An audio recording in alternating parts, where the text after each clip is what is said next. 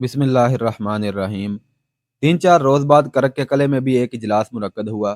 وہ صلیبی حکمرانوں اور فوج کے اعلیٰ کمانڈروں کا اجلاس تھا۔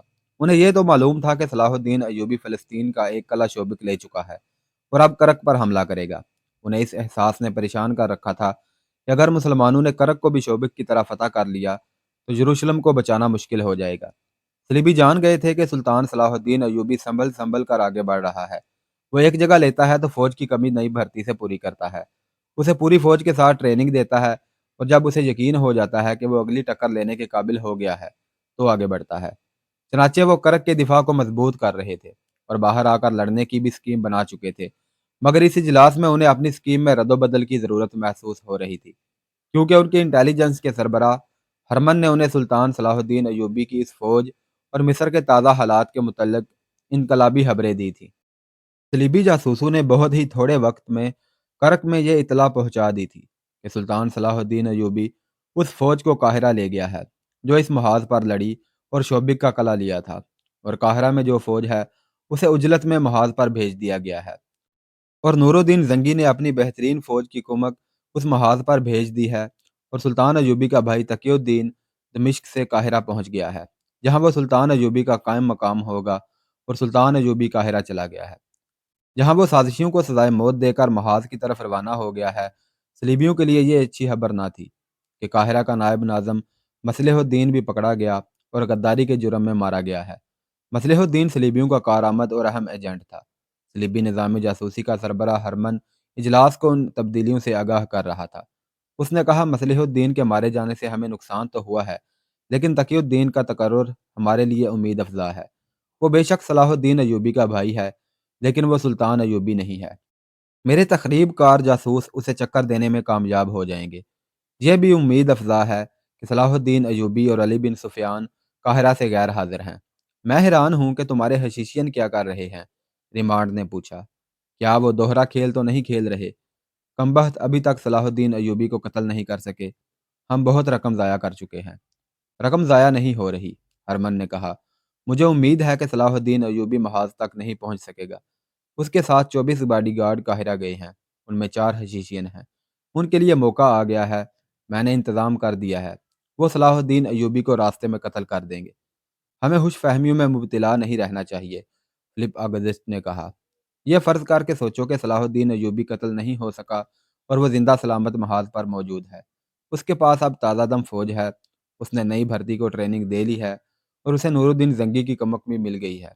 اس نے شوبک جیسا مضبوط اڈا بھی حاصل کر لیا ہے، لہذا اب اس کی رسد قاہرہ سے نہیں آئے گی۔ شوبک میں اس نے بے شمار رسد جمع کر لی ہے۔ اس صورت میں ہمیں کیا کرنا چاہیے؟ میں اسے موقع نہیں دینا چاہتا کہ وہ کرک کا محاصرہ کر لے اور ہم محاصرے میں لڑیں۔ اب ہم محاصرے تک نوبت نہیں آنے دیں گے، ایک اور صلیبی حکمران نے کہا۔ ہم باہر لڑیں گے اور اس انداز سے لڑیں گے کہ شوبک کا محاصرہ کر لیں۔ صلاح الدین ایوبی لومڑی ہے، فلپ اگزسٹ نے کہا۔ اسے صحرا میں شکست دینا آسان نہیں۔ وہ ہمیں شوبک کے محاصرے کی اجازت دے دے گا، مگر ہمارا محاصرہ کر لے گا۔ میں اس کی چالیں سمجھ چکا ہوں۔ اگر تم اسے آمنے سامنے لا کر لڑا سکتے ہو تو تمہیں فتح کی ضمانت دے سکتا ہوں، مگر تم اسے سامنے نہیں لا سکو گے۔ بہت دیر کے بحث و مباحثے کے بعد یہ فیصلہ ہوا کہ نصف فوج کو قلعے سے باہر بھیج دیا جائے اور سلطان صلاح الدین ایوبی کی فوج کے قریب خیمہ زن کر دیا جائے، اور اس کی فوج کی نقل و حرکت پر گہری نظر رکھی جائے۔ اس سکیم میں باہر لڑنے والی فوج کی تعداد کے متعلق فیصلہ کیا گیا کہ سلطان صلاح الدین ایوبی کی فوج سے 3 گنا نہ ہو تو دگنی ضرور ہو۔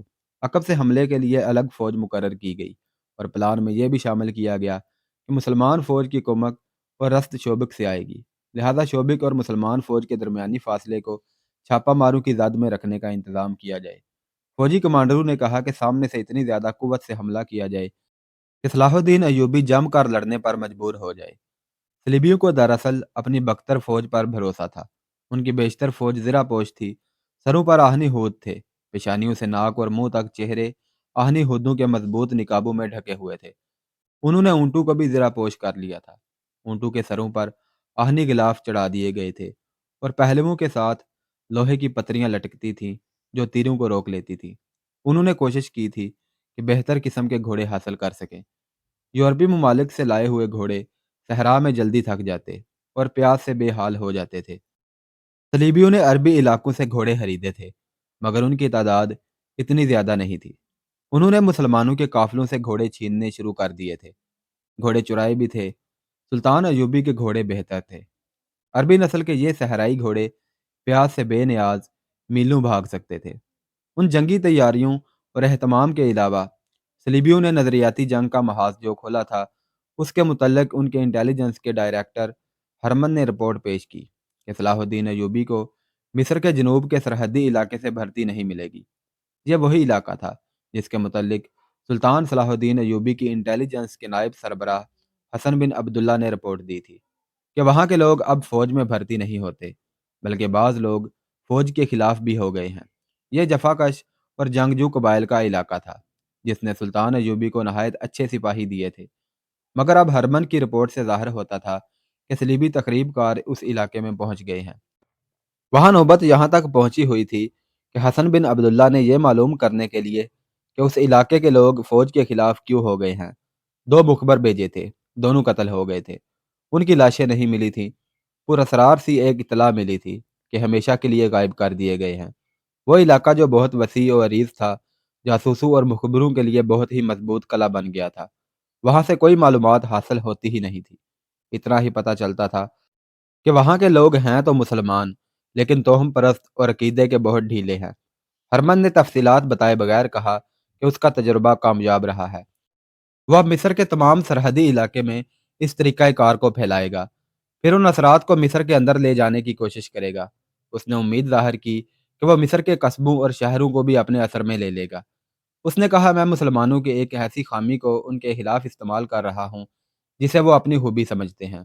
मुसलमान दरवेशों, फ़कीरों, वजीफ़े और चिल्ले करने वाले आमलों और मौलवियों और कुटिया में बैठकर अल्लाह अल्लाह करते रहने वाले मजदूब किस्म के लोगों के फ़ौरन मुरीद बन जाते हैं। दरवेशों वगैरह का ये गिरोह इस्लामी फ़ौज के उन सालारों के खिलाफ है, जिन्होंने हमारे खिलाफ जंगें लड़कर शोहरत हासिल की है। ये दरवेश अपने मुतल्लिक लोगों को यकीन दिलाते हैं कि खुदा उनके हाथ में है और वो खुदा के हाथ बंदों में से हैं। वो सिर्फ नाम पैदा करना चाहते हैं। उनमें मैदान जंग में जाने की हिम्मत और जुर्रत नहीं, लिहाजा वो घर बैठे ही वही शोहरत हासिल करना चाहते हैं जो सालारों ने जहाद में हासिल की है। अगर दयानतदारी और गैर जानबदारी से देखा जाए तो मुसलमानों के ये फ़ौजी लीडर, जिनमें सलाहुद्दीन अयूबी और नूरुद्दीन जंगी भी शामिल हैं, काबिल तहसीन इंसान हैं। उनमें से जिन्होंने यूरोप तक इस्लाम फैला दिया और स्पेन को अपनी सुल्तनत में शामिल कर लिया था, बजा दौर पर हक रखते हैं कि कौम अपनी इबादत में भी उनका नाम ले। मगर उनके खलीफों ने अपना नाम इबादत में शामिल करके फौजी लीडरों की अहमियत घटा दी है। उसके साथ मुसलमानों में नाम नहाद आलिमों और इमामों का एक गिरोह पैदा हुआ, जो अमल से घबराता था। उन्होंने कहा कि जो कुछ हैं वो आलिम और इमाम हैं। यह गिरोह खलीफों की आड़ में जहाद के मानी मसह कर रहा है, ताकि लोग जहाद में जाने की बजाय उनके गिर्द जमा हों और उन्हें खुदा के बरगज़ीदा इंसान माने। उनके पास पुरअसरार सी बातें और बातें करने का ऐसा तिलिस्माती अंदाज़ है कि लोग ये समझने लगे हैं कि उन बरगज़ीदा इंसानों के सीने में वो राज छुपा हुआ है, जो खुदा ने हर बंदे को नहीं बताया। चनाचे सीधे-साधे मुसलमान उनके जाल में फंसते चले जा रहे हैं। मैं मुसलमानों को इस्लाम की ही बातें सुनाकर इस्लाम की बुनियादी रूह से दूर ले जा रहा हूँ। तारीख गवाह है कि यहूदियों ने नज़रियाती तहरीब कारी करके इस्लाम को काफ़ी हद तक कमज़ोर कर दिया है। मैं उन्हीं के असूलों पर काम कर रहा हूँ। यही वो महाज था जिसके मुतल्लिक सुल्तान सलाहुद्दीन अयूबी परेशान रहता था। परेशानी का असल बायस ये था कि उस महाज पर अपनी ही कौम के अफराद उसके खिलाफ लड़ रहे थे और ये महाज उसे नज़र नहीं आता था। तकीउद्दीन और अपने उन हुक्काम को, जिन्हें काहिरा में रहना था, हिदायत देकर सुल्तान सलाहुद्दीन अयूबी महाज की तरफ रवाना हो गया। उसके साथ 24 ज़ाती मुहाफ़िज़ों का दस्ता था। सलीबियों को बॉडी गार्ड्स की नफरी का इलम था और उन्हें यह भी इलम था कि उस दस्ते में 4 हशीशियन हैं, जो निहायत कामयाब अदाकारी और बहादुरी के कारनामों से मुहाफ़िज़ दस्ते के लिए मुंतखब हो गए थे। उनका मकसद सलाहुद्दीन अयूबी का कत्ल था, लेकिन उन्हें मौका नहीं मिल रहा था, क्योंकि मुहाफ़िज़ दस्ते की नफरी 24 से कहीं ज़्यादा रहती और उनकी ड्यूटी बदलती रहती थी। कभी भी ऐसा ना हुआ कि उन चारों की ड्यूटी इकट्ठी लगी हो। मुहाफ़िज़ों के कमांडर बहुत होशियार और चौकस रहते थे। उन्हें यह तो इल्म था कि उनके दरमियान कातिल भी मौजूद हैं। वो बेदार रहते थे कि कोई मुहाफ़िज़ कोताही ना करे। अब सुल्तान अयूबी सफ़र में था। उसने खुद ही कहा था कि वो मुहाफ़िज़ों की पूरी फ़ौज को साथ नहीं रखेगा, 24 काफ़ी हैं। हालांकि रास्ते में सलीबी छापामारों का खतरा था। सुल्तान अयूबी काहिरा से दिन के पिछले पहर रवाना हुआ था। آدھی رات سفر میں اور باقی آرام میں گزری۔ شہر کی تاریکی میں اس نے کوچ کا حکم دیا۔ دوپہر کا سورج گھوڑوں کو پریشان کرنے لگا تو ایک ایسی جگہ یہ قافلہ رک گیا جہاں پانی بھی تھا، درخت بھی، اور ٹیلوں کا سایہ بھی تھا۔ ذرا سی دیر میں سلطان ایوبی کے لیے خیمہ نصب کر دیا گیا۔ اس کے اندر سفری چارپائی اور بستر بچھا دیا گیا۔ کھانے پینے سے فارغ ہو کر سلطان ایوبی اونگنے کے لیے لیٹ گیا۔ دو محافظ خیمے کے آگے اور پیچھے کھڑے ہو گئے۔ دستے کے باقی محافظ قریب ہی سایہ دیکھ کر بیٹھ گئے۔ کچھ گھوڑوں کو پانی پلانے کے لیے لے گئے۔ علی بن سفیان اور دیگر حکام جو سلطان صلاح الدین ایوبی کے ساتھ تھے، ایک درخت کے نیچے جا کر لیٹ گئے۔ انہوں نے خیمے نصب نہیں کرائے تھے۔ اس جگہ کے حد و حال ایسے تھے کہ سلطان صلاح الدین ایوبی کا خیمہ ان کی نظروں سے اوجھل تھا۔ صحرا کا سورج زمین و آسمان کو جلا رہا تھا۔ جس کسی کو جہاں چھاؤ ملی وہاں بیٹھ یا لیٹ گیا۔ یہ پہلا موقع تھا کہ سلطان صلاح الدین ایوبی کے خیمے پر جن دو محافظوں کی ڈیوٹی لگی وہ دونوں حشیشین تھے جو ایک عرصہ سے ایسے ہی موقع کی تلاش میں تھے۔ اس موقع کو پوری طرح موزوں بنانے کے لیے یہ صورت پیدا ہو گئی کہ محافظوں کی زیادہ تر نفری گھوڑوں کو پانی پلانے چلی گئی تھی۔ پانی ایک ٹیلے کے دوسری طرف تھا۔ قافلے کا سامان اٹھانے والے اونٹوں کے شتر بان بھی اونٹوں کو پانی کے لیے لے گئے تھے۔ جو محافظ ڈیوٹی والوں کے علاوہ پیچھے رہ گئے تھے ان میں دو اور حشیشین تھے۔ انہوں نے اشاروں میں طے کر لیا۔ صلاح الدین ایوبی کے خیمے کے سامنے کھڑے محافظ نے خیمے کا پردہ ذرا سا ہٹا کر اندر دیکھا اور باہر والوں کو اشارہ کیا۔ سلطان صلاح الدین ایوبی اس حالت میں گہری نیند سویا ہوا تھا کہ اس کے پیٹھ خیمے کے دروازے کی طرف تھی۔ محافظ دبے پاؤں اندر چلا گیا۔ اس نے خنجر نہیں نکالا، تلوار نہیں نکالی، بلکہ اس کے ہاتھ میں جو برچی تھی وہ بھی اس نے خیمے کے باہر رکھ دی تھی۔ ہر محافظ کی طرح وہ قوی ہیکل جوان تھا۔ دیکھنے میں وہ سلطان ایوبی کی نسبت دگنا نہیں تو 1.5 گنا طاقتور ضرور تھا۔ وہ دبے پاؤں سلطان ایوبی تک گیا اور بجلی کی تیزی سے سلطان کی گردن دونوں ہاتھوں میں جکڑ لی۔ سلطان ایوبی جاگ اٹھا۔ اس نے کروٹ بھی بدل لی، لیکن جس شکنجے میں اس کی گردن آ گئی تھی اس سے گردن چھڑانا ممکن نہیں تھا۔ اسلام کے اس جری جرنیل کی زندگی صرف 2 منٹ کی رہ گئی تھی۔ وہ اب پیٹھ کے بل پڑا تھا۔ حملہ آور نے اس کے پیٹ پر گھٹنا رکھ کر ایک ہاتھ اس کی گردن سے ہٹا دیا۔ دوسرے ہاتھ سے سلطان صلاح الدین ایوبی کی شاہ رگ کو دبائے رکھا۔ اس نے اپنی کمر بند سے ایک پڑیا سی نکالی، اسے ایک ہی ہاتھ سے کھولا اور صلاح الدین ایوبی کے منہ میں ڈالنے لگا۔ وہ سلطان کو زہر دے کر مارنا چاہتا تھا، کیونکہ گلا دبا کر مارنے سے صاف پتہ چل جاتا ہے کہ گلا دبایا گیا ہے۔ سلطان ایوبی بے بس تھا۔ پیٹ پر اتنے قوی ہیکل جوان کا گھٹنا اور بوجھ تھا۔ شاہ رگ دشمن کے شکنجے میں تھی اور سانس رک گیا تھا۔ اس کا منہ کھلا ہوا تھا جو اس نے پڑیا دیکھ کر بند کر لیا۔ اس نے ہوش ٹھکانے رکھے، موت سر پر آ گئی تھی۔ سلطان ایوبی نے اپنے کمر بند سے تلوار نما خنجر نکال لیا جو وہ زیور کی طرح اپنے ساتھ رکھتا تھا۔ حملہ آور اس کے منہ میں زہر ڈالنے کی کوشش میں مگن تھا، دیکھ نہ سکا کہ سلطان نے خنجر نکال لیا ہے۔ سلطان ایوبی نے خنجر اس کے پہلو میں اتار دیا، کھینچا اور ایک بار پھر خنجر حملہ آور کے پہلو میں اتر گیا۔ حملہ آور سانڈ جیسا آدمی تھا، اتنی جلدی مار نہیں سکتا تھا۔ سلطان ایوبی سپاہی تھا، وہ خنجر کے وار اور ہدف سے آگاہ تھا۔ اس نے خنجر حملہ آور کے پہلو سے نکالا نہیں، وہیں خنجر کو گھمایا اور نیچے کو جھٹکا دیا۔ حملہ آور کی انتڑیاں اور پیٹ کا اندرونی حصہ باہر آ گیا۔ حملہ آور کے ہاتھ سے سلطان ایوبی کی گردن چھوٹ گئی، دوسرے ہاتھ سے زہر کی پڑیا گر پڑی۔ سلطان ایوبی نے جسم کو جھٹکا دیا، حملہ آور کو دھکا دیا اور حملہ آور چار پائی سے نیچے ہی جا پڑا۔ اب وہ اٹھنے کے قابل نہیں تھا۔ یہ مار کا بمشکل آدھے منٹ میں ختم ہو گیا، مگر خیمے کے باہر دوسرا محافظ کھڑا تھا۔ اس نے اندر دھمک سی سنی تو پردہ اٹھا کر جھانکا، وہاں کچھ اور ہی نقشہ تھا۔ وہ تلوار سونت کر آیا اور سلطان صلاح الدین ایوبی پر وار کیا، مگر سلطان خیمے کے درمیانی بانس کے پیچھے ہو گیا۔ تلوار بانس پر لگی، صلاح الدین ایوبی تو جیسے پیدائشی تیغ زن تھا۔ ادھر تلوار بانس میں لگی، ادھر سلطان صلاح الدین ایوبی نے جھپٹا مارنے کے انداز سے حملہ آور پر خنجر کا وار کیا۔ حملہ آور بھی لڑاکا تھا، اسی لیے تو وہ محافظ دستے کے لیے چنا گیا تھا۔ وہ وار بچا گیا۔ اس کے ساتھ ہی صلاح الدین ایوبی نے محافظ دستے کے کمانڈر کو آواز دی۔ حملہ آور نے دوسرا وار کیا تو صلاح الدین ایوبی آگے سے ہٹ گیا، مگر ایسا ہٹا کہ حملہ آور کے پہلو میں چلا گیا۔ آپ کے حملہ آور سلطان ایوبی کے وار سے نہ بچ سکا۔ سلطان ایوبی کی پکار پر دو محافظ خیمے میں آئے، دونوں نے سلطان ایوبی پر حملہ کر دیا۔ اتنے میں سلطان ایوبی دوسرے محافظ کو بھی زخمی کر چکا تھا، مگر وہ ابھی تک لڑ رہا تھا۔ اس کے دو اور ساتھی آ گئے تھے۔ سلطان صلاح الدین ایوبی نے حوصلہ قائم رکھا اور دماغ حاضر رکھا۔ اللہ نے مدد کی کہ دستے کا کمانڈر اندر آ گیا۔ اس نے دوسرے محافظوں کو آوازیں دی اور سلطان ایوبی کے کہنے پر وہ حملہ آور سے الجھ گیا۔ اتنے میں 4-5 محافظ آ گئے۔ ادھر سے علی بن سفیان اور دوسرے حکام بھی شور سن کر آ گئے۔ خیمے میں دیکھا تو ان کے رنگ اڑ گئے، 4 محافظ लहूलुहान हो के पड़े थे। 2 मर चुके थे, तीसरा मर रहा था। वो होश में नहीं था। उसका पेट ऊपर से नीचे तक फटा हुआ था और सीने पर 2 गहरे जख्म थे। चौथे के पेट में एक जख्म था और दूसरा जख्म रान पर। वो जमीन पर बैठा हाथ जोड़कर चिल्ला रहा था, मैं जिंदा रहना चाहता हूँ, मुझे मेरी बहन के लिए जिंदा रहने दो। सुल्तान अयूबी ने अपने मुहाफिजों को रोक दिया। मुहाफिज इतने भड़के हुए थे कि उन्होंने तीसरे मुहाफिज को बेहोशी में सांस लेते देखा तो उसकी शाहरग काट दी। चौथे को सुल्तान अयूबी ने बचा लिया। ये रहम का जज्बा भी था और ये ज़रूरत भी थी कि उससे बयान लेने थे और उससे साजिश की कड़ियाँ भी मिलानी थी। सलाहुद्दीन अयूबी का तबीब भी उसके काफिले के साथ था। वो जराह भी था, हर जगह उसके साथ रहा करता था। सुल्तान सलाहुद्दीन अयूबी ने उसे कहा कि इस जख्मी को हर कीमत पर जिंदा रखने की कोशिश करे। सुल्तान सलाहुद्दीन अयूबी को खराश तक नहीं आई थी। वो हाँप रहा था, लेकिन जज्बाती तौर पर बिल्कुल मुतमईन था। गुस्से का शायबा तक न था। उसने मुस्कुरा कर कहा, मैं हैरान नहीं हुआ, ऐसा होना ही था। अली बिन सुफियान की जज्बाती हालत बिगड़ी हुई थी। यह उसकी जिम्मेदारी थी कि मुहाफिज दस्ते के लिए जिसे मुंतहब किया जाए उसके मुतल्लिक छानबीन करे। वो काबिल एतमाद है। अब ये देखना था कि दस्ते के बाकी सिपाहियों में कोई उनका साथी रह गया है या बाकी दयानतदार हैं। सुल्तान सलाहुद्दीन अयूबी के बिस्तर पर वो पुड़िया पड़ी हुई थी जो हमलावर उसके मुंह में डालना चाहता था। एक सफ़ेद सा सफूफ था जिसमें से कुछ बिस्तर पर बिखर गया था। तबीब ने यह सफूफ देखा और जब सुना कि यह सुल्तान सलाहुद्दीन अयूबी के मुंह में डाला जा रहा था तो तबीब का रंग उड़ गया।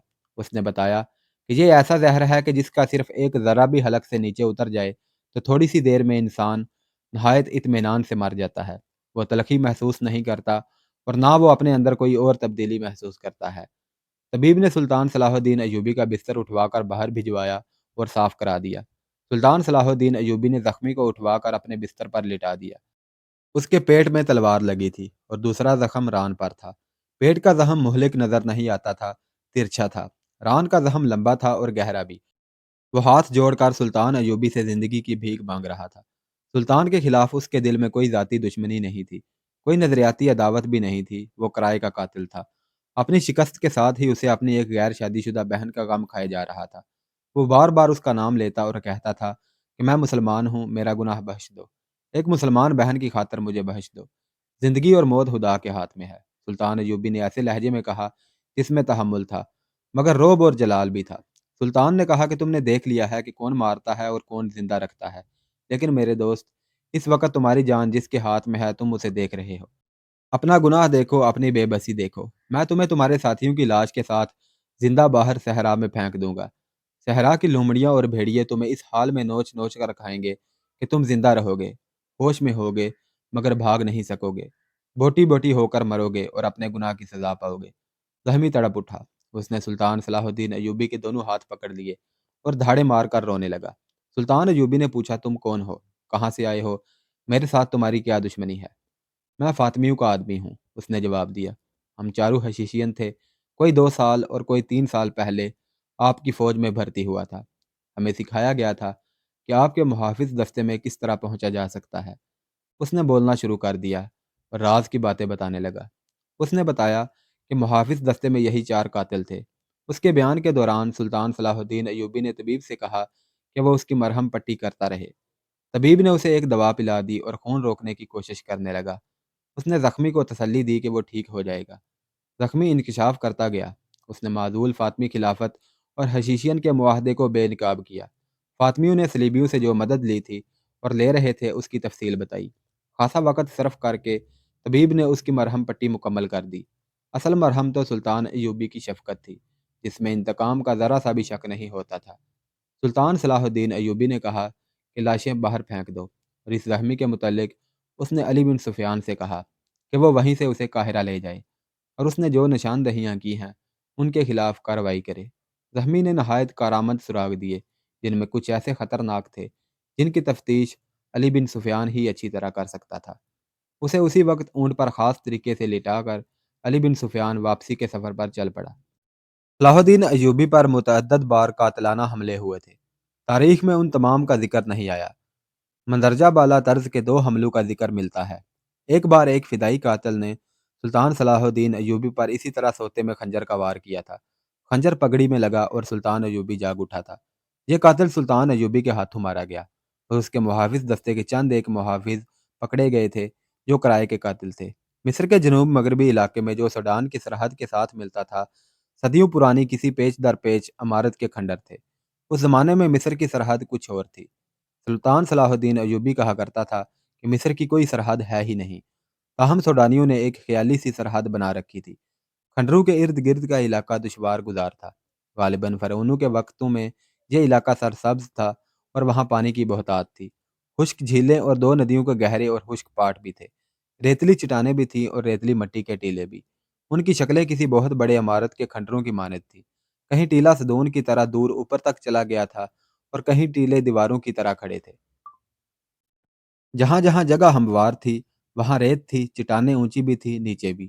اس علاقے کے ارد گرد کہیں کہیں پانی تھا، لہذا درخت تھے اور وہاں کے رہنے والے کھیتی باڑی کرتے تھے۔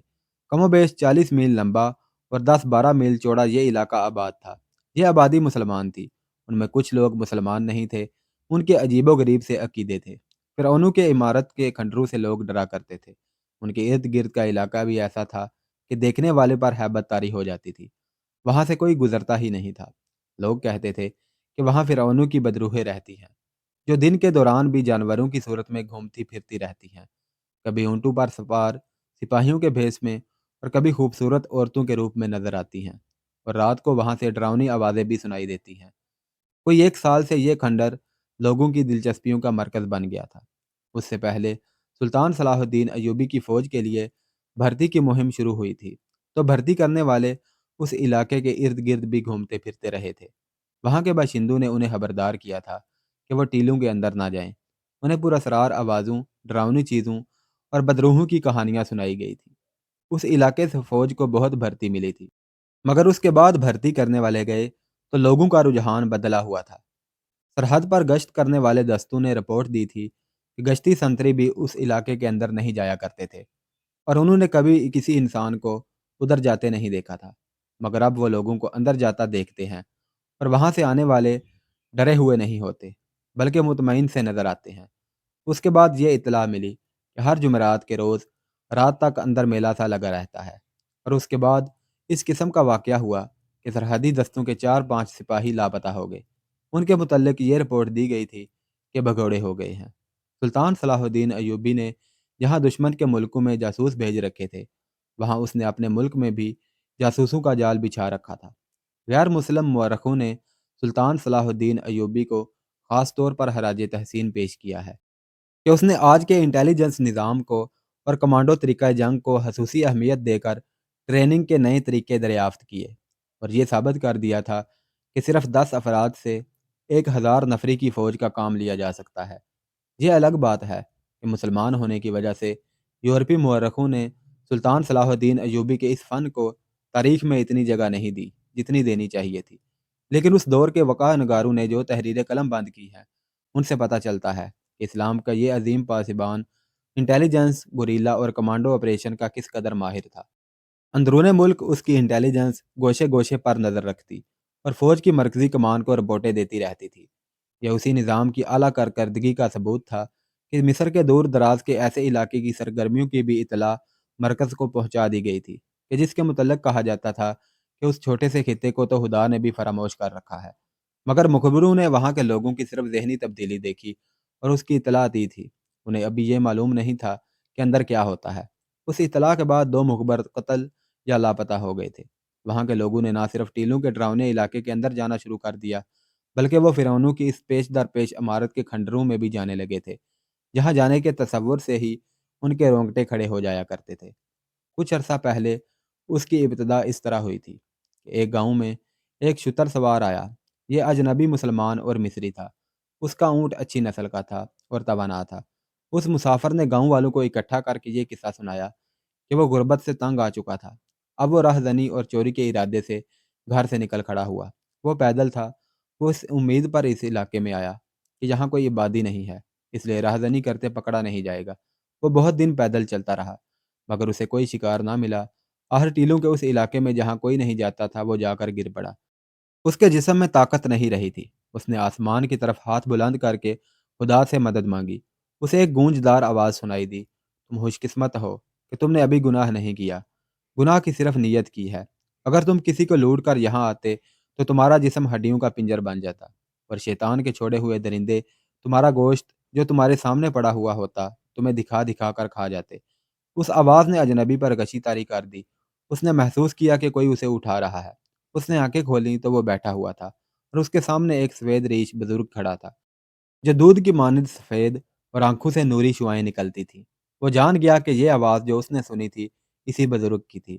اجنبی کی زبان بند ہو گئی اور وہ کانپنے لگا۔ بزرگ نے اسے اٹھا کر کہا، مت ڈر مسافر، یہ سب لوگ جو یہاں آنے سے ڈرتے ہیں بد نصیب ہیں، انہیں شیطان ادھر آنے نہیں دیتا۔ تم جاؤ اور لوگوں سے کہو کہ یہاں اب فرعونوں کی خدائی نہیں رہی، یہ حضرت موسیٰ علیہ السلام کی مملکت ہے۔ حضرت عیسیٰ علیہ السلام بھی یہیں آسمان سے اترنے والے ہیں۔ اب اسلام کی قندیلیں اسی کھنڈر سے روشن ہوں گی جن کی روشنی ساری دنیا کو منور کر دے گی۔ جاؤ لوگوں کو ہمارا پیغام دو، انہیں یہاں لاؤ۔ اجنبی نے کہا کہ وہ اٹھ نہیں سکتا، چل نہیں سکتا، جسم سوکھ گیا ہے۔ سفید ریش بزرگ نے کہا، تم اٹھو اور 50 قدم شمال کی طرف جاؤ، پیچھے مڑ کر نہ دیکھنا، ڈرنا نہیں، لوگوں تک پیغام پہنچا دینا، ورنہ نقصان اٹھاؤ گے۔ تمہیں ایک اونٹ بیٹھا ہوا نظر آئے گا، اس کے ساتھ کھانا اور پانی ہوگا، اور اس کے ساتھ جو کچھ ہوگا وہ تمہارا ہوگا۔ اجنبی نے گاؤں والوں کو سنایا کہ وہ اٹھ کر چلنے لگا تو اس کے جسم میں طاقت آ گئی تھی۔ وہ ڈر رہا تھا کہ یہ کسی فرعون کی بدروح ہے۔ اس نے پیچھے نہیں دیکھا، بدروح کے ڈر سے قدم گنتا رہا اور راستہ گھوم گیا۔ 50 قدم پر یہ اونٹ بندھا ہوا تھا، اس کے ساتھ کھانا بندھا ہوا تھا جو اس نے کھا لیا اور پانی پی لیا۔ اس کے جسم میں ایسی طاقت آ گئی جو پہلے اس کے جسم میں نہیں تھی۔ اس نے لوگوں کو ایک تھیلی کھول کر دکھائی جس میں سونے کی اشرفیاں تھیں۔ یہ تھیلی اونٹ کے ساتھ بندھی ہوئی تھی۔ اجنبی اونٹ پر سوار ہوا اور اس گاؤں میں آ گیا جس میں بیٹھا وہ قصہ سنا رہا تھا۔ اس کے بعد اس نے گاؤں والوں کو سفید ریش بزرگ کا پیغام دیا اور چلا گیا۔ اس کا سنانے کا انداز ایسا پر اثر تھا کہ لوگوں کے دلوں میں ٹیلوں کے علاقے میں جانے کا اشتیاق پیدا ہو گیا۔ لیکن گاؤں کے بوڑھوں نے کہا کہ یہ اجنبی انسان نہیں بلکہ کھنڈر کے شر شرار کا حصہ ہے۔ انسانی فطرت میں یہ کمزوری ہے کہ چھپے ہوئے کو بے نقاب کرنے کی اور بھید کو پا لینے کی کوشش کرتی ہے۔ جن جسموں میں جوانی کا خون ہوتا ہے وہ خطرے مول لے لیتے ہیں۔ گاؤں کے جوانوں نے ارادہ کر لیا کہ وہ وہاں جائیں گے۔ اشرفیوں کا جادو بڑا سخت تھا جس سے وہ لوگ نہیں بچ سکتے تھے۔